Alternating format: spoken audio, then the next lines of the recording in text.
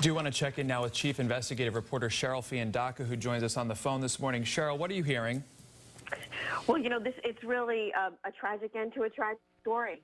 I mean, this has just been an incredible story all along. I mean, from the very first time that Aaron Hernandez was arrested for the first murder of Odin Lloyd, we watched someone who was this rising star Patriots player get caught up in something that all of us just couldn't believe. That translates into his, he is found guilty in that murder, and during that entire investigation, he is also investigated for this double murder in Boston, and we watched that entire scenario unravel as well.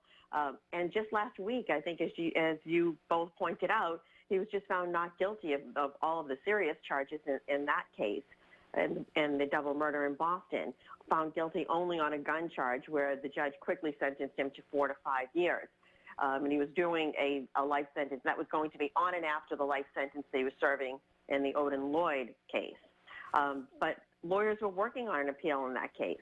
And I think at this point, it was surprising that it looked like things were not quite as bad for Aaron Hernandez. He did not, he was not found guilty of the double murder.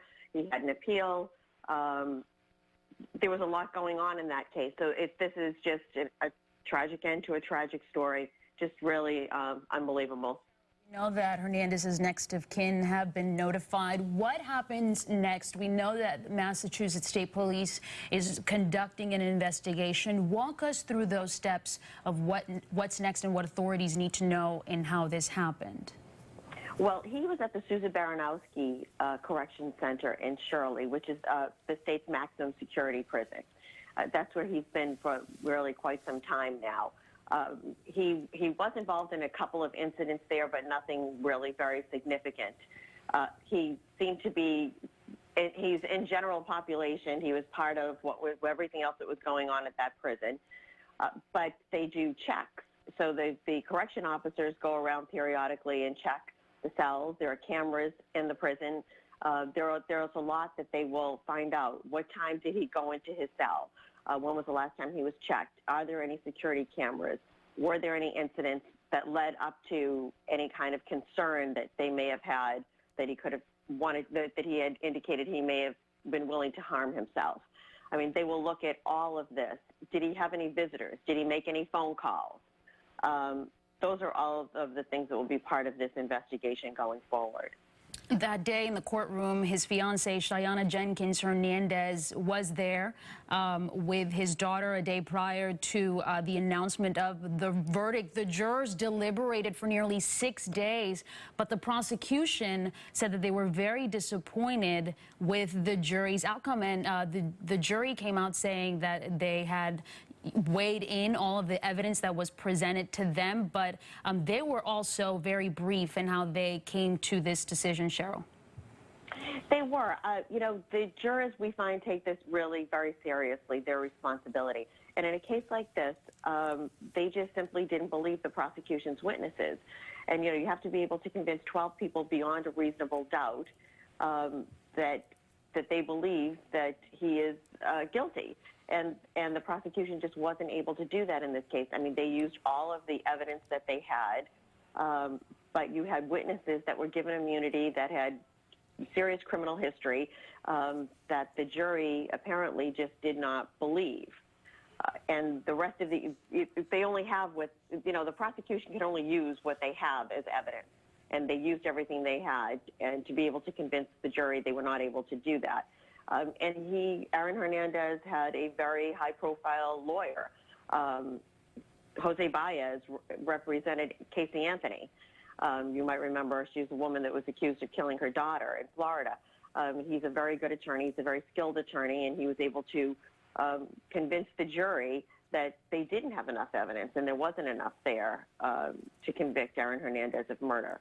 I mean, they did convict him on the gun charge, but in the large scheme of things, out of all the charges, it was the least significant. And Cheryl, sorry, go ahead. you've been obviously covering Aaron Hernandez for years now, and seeing his reaction in the courtroom last week when he was acquitted of the double murder charge, we saw a very emotional Hernandez, which was a lot different from during the Odin Lloyd trial. So, I mean, walk us through kind of the differences that you saw in the two trials here and his reaction to being acquitted of those two double murder charges here in Boston. Well, in the Odin Lloyd case, the prosecution had quite a bit of physical evidence. You know, they had a lot of videotape. They had a lot of witnesses. They had a much stronger case going into that. And I think it was a real uphill battle for his defense team to be able to get past all of that. So it looked like that was not going to end well for him during that trial. I mean, it looked as though the prosecution really had pretty much everything that they needed to convict him. And in this case, the most recent case of the double murder in the South End, the prosecution did not have that much evidence. They had plenty of circumstantial evidence, and people are convicted on that every day. But in this case, the witnesses that they had, the main witnesses that really placed Aaron Hernandez at the scene, that unraveled the story for the jury to believe that this is what happened. These were the circumstances that led to the shooting. The jury just simply didn't believe them beyond a reasonable doubt. Now, that's not to say that Aaron Hernandez didn't do it, because being found not guilty doesn't mean you didn't do it. It just means that the prosecution didn't have enough evidence to convict you, to convince a jury, to all 12 people, to unanimously vote that you're guilty. So in that case, you did see him very emotional, because you can only imagine even if you did do something, whatever the circumstances are, if you're found not guilty in a major trial, it of course is very emotional. And at that point, he was looking at an appeal in the Odin Lloyd case. He certainly would appeal the gun charge, even though there was a sentence of 4 to 5 years.